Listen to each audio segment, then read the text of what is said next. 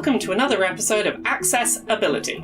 It's a show on YouTube where I talk about the video game industry, accessibility, and representation. Basically, how can we help more people to play games, and more people to see themselves in the games they play? A couple of months ago, back in June 2020, I did a video about The Last of Us 2, and how that game basically acts as a new benchmark for what developers should be aiming for if they want their game to be accessible to disabled players. From putting in a bunch of settings for difficulty, to putting in a bunch of settings for people with coordination difficulties, to the ability to play the game entirely sightlessly, The Last of Us 2, I believe, is right now the best game you can point to and say, this is how to do accessibility for disabilities in video games. While I maintain that The Last of Us 2 is the benchmark that modern AAA game developers should be looking at in terms of how to make their game more accessible to disabled players, it's not perfect.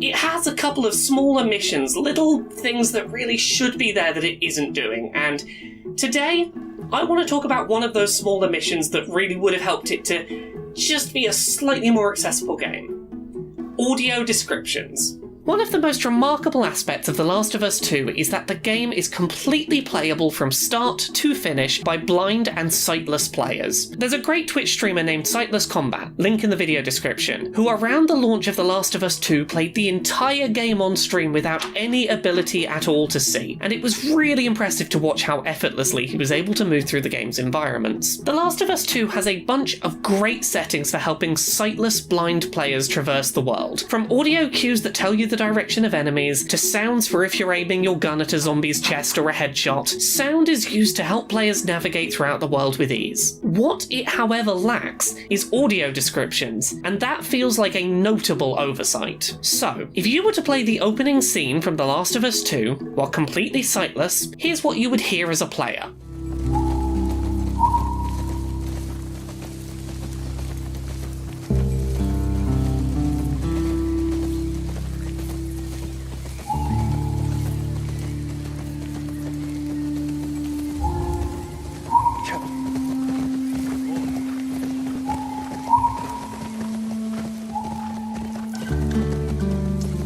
Now, without any further information, what do you know about what's happening in this scene? You can probably tell that Joel was riding a horse, but not much else. You've got audio pings to help you traverse through the scene, but very little context for what you're trying to do. What is the season? What time of day is it? Where are you heading? What landmarks do you pass? Are you leading the journey, or are you following another rider? How about this early cutscene? Can you picture the setting based on just this audio?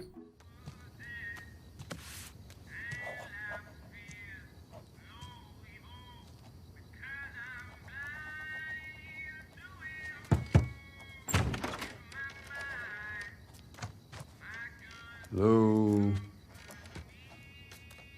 Ellie?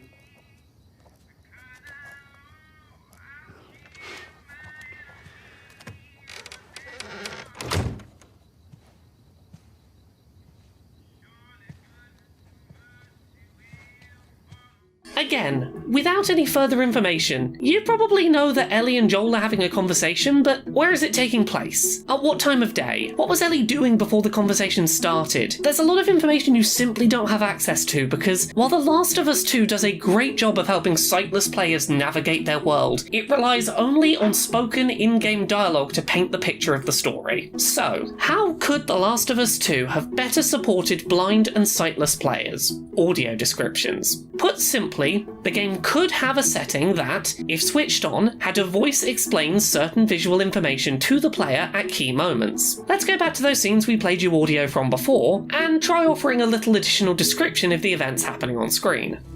Joel is riding on horseback, following his brother Tommy. It is approaching sunset. Brown dry leaves have fallen to the floor. Sunset is nearing, as the two ride back to a populated and well-defended settlement, passing by several electrical pylons. A sign as they approach warns them to make their identity known before approaching the settlement's large, imposing gates. It is nighttime, and Ellie is sat at her desk, lit by a single small lamp. She is drawing a rabbit in rough pen strokes in a lined notebook.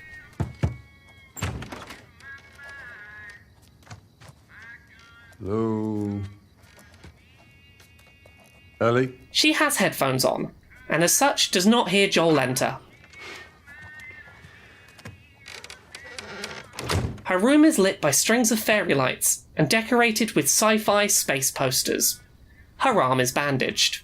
Now, obviously, audio descriptions are a slightly trickier proposition in video games than they are in, say, film or TV. Those are static forms of media. You know exactly what the pacing's going to be, exactly what's going to be on screen, exactly when it's going to be on screen, and that makes it much easier to give thorough, in-depth audio descriptions of what's visually happening on screen.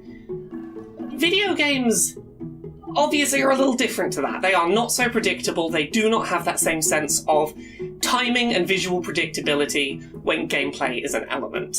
Now, applying audio descriptions is not an easy prospect in video games, and there are some games where it's going to be a trickier problem than others, but I believe that The Last of Us 2 provides us a really good look at several use cases where audio descriptions wouldn't be that hard to reliably insert into video games. I think that The Last of Us 2 is a game that was already primed and could have put audio descriptions in several key places. So, let's look at The Last of Us 2 as our example. While it's highly impractical to provide audio descriptions in real time for all events happening in a game, we can pick out some key moments that would generally benefit from audio descriptions. Cutscenes are all static, predictable scenes, so there's no reason we couldn't incorporate audio descriptions to give better scene setting in those moments. Additionally, anytime a player starts a new scene, in a new location, or after time has passed, a brief piece of scene setting audio description could go a long way, simply describing the general location, the weather, the time of day, and the overall tone of the player's surroundings would go a long way to building a better sense of the scene for sightless players. Beyond that, The Last of Us 2 contains several dramatic scenes where the player is trapped in a single location until the end of a combat encounter, such as fighting a single large zombie in an old arcade surrounded by classic gaming cabinets. These set-piece moments would be obvious scenes to incorporate audio descriptions into, as you know the player is not likely to leave that location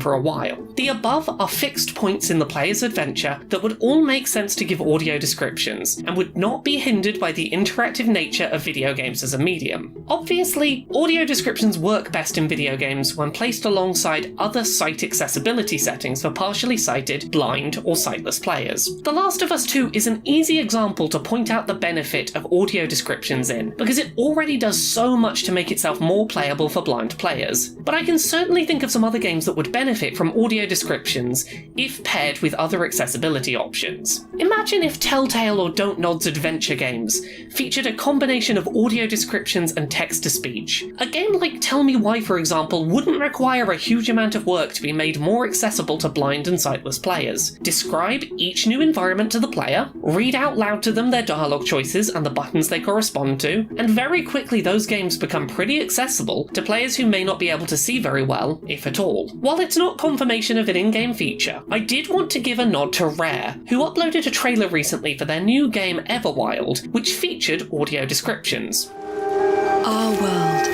has a rhythm. We all sense it. White birds soar through strands of green light.